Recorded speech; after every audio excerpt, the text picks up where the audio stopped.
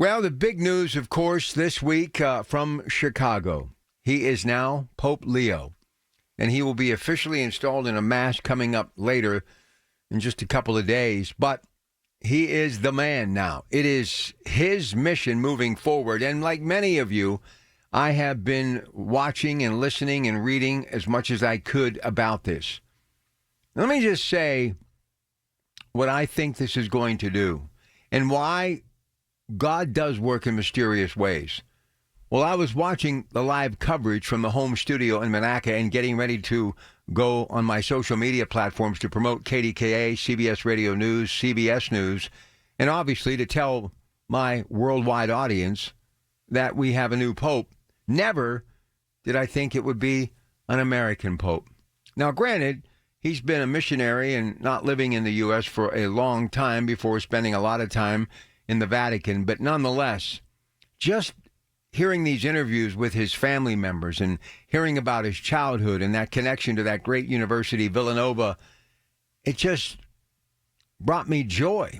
And it's bringing joy to people of all ages, not just to the Catholic faith.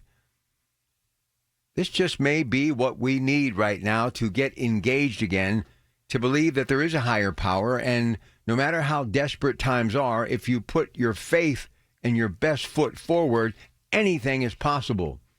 I am truly anticipating what will happen worldwide because of his impending leadership. But from our bishop to many others here in the Diocese of Pittsburgh, this has been a joyous time, a time for hope.